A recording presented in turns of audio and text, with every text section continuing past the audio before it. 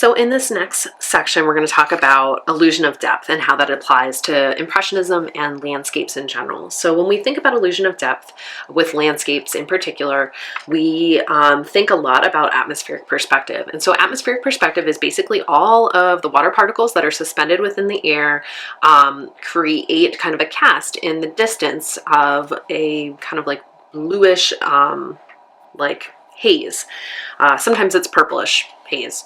And so when you start working on areas that are further up closer to your horizon line, you may notice that there is kind of a bluish haze in those areas, and so you should therefore add that into your palette.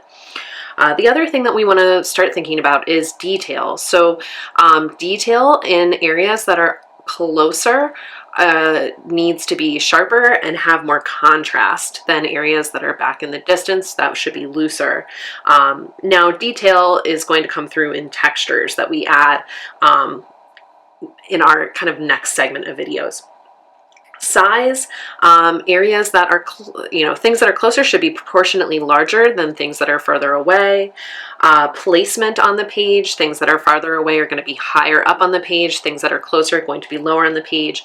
Overlap, things that are closer are going to be overlapping in some areas, things that are in the background.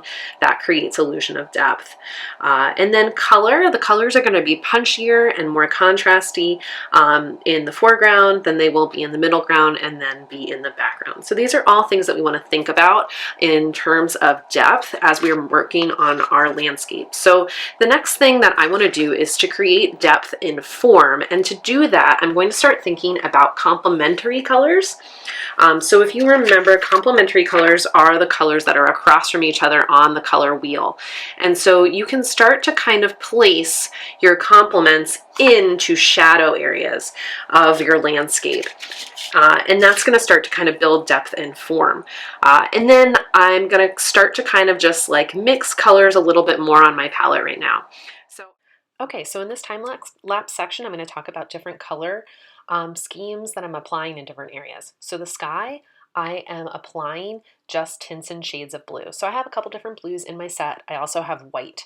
And so I don't really see the need to put any orange in the sky, but if your sky feels less intense than the blue that you have in your set, you could add a tiny, tiny bit of orange with that blue to tone it down, to lower the saturation of the blue.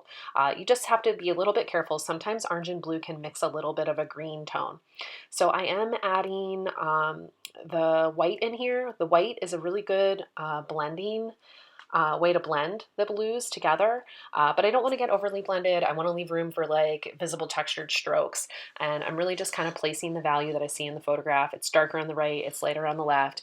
There are some textured clouds in there, so I'm adding some white in a textured using textured strokes, kind of like scumbling to create that cloud texture, but just the beginning of it. I don't want to overly obsess over this area just yet, but working from top to bottom is helpful in that I'm not going to end up smudging that area because it's at the top, or I'm less likely to smudge that area working top to bottom. Now I'm forming the wall, and so that is a smaller detail. I'm adding a little bit of orange in there to create a neutral tone with the dark blue that I'm using up there. And so I'm also going to pull that orange kind of down into the hill up there that has kind of more of like a warm toned grass. Okay, continuing with that wall from the left, I'm applying that dark blue to get that darker value. So dark blues, dark purples can work really well for lowering the value to create depth and to create the value that you need. I'm applying that using kind of a scumbling stroke right now to get that kind of pebbly, stony texture there and starting to bring that down in. I was using my pastel on its tip there. Okay, adding a little bit of green into the grasses up there over top of like a yellow ochre color. And there I'm kind of just blocking that in loosely using, the tip of the pastel because it's, a smaller area. Okay, now working downward. For my greens, I am going to the areas in the photograph where I see that the greens are darker. I'm going to place some red down, even though it doesn't look red. Okay, now after I've placed all of the reds in the darkest areas of the green, I'm going to touch up this wall from kind of the middle ground to the foreground, and I'm going to touch up this like walkway. And so I just kind of added some more of like the separations between the stones in the wall, and now I'm just building up some purple tones in that walkway. And so I want to be mindful of like kind of the edges of like the grass versus the walkway, and kind of make sure that I'm starting to kind of pull those forms apart and adding depth in that way. I'm also kind of modulating my greens in some places, and just kind of like adding more like detail in the foreground. Like those foreground rocks are much more contrasty. They have like the lines of the separations starting to form in there. So nothing overly detailed, but building up the whole thing at this, at once, to make sure that I'm getting like the values and the textures kind of started and getting the ball rolling.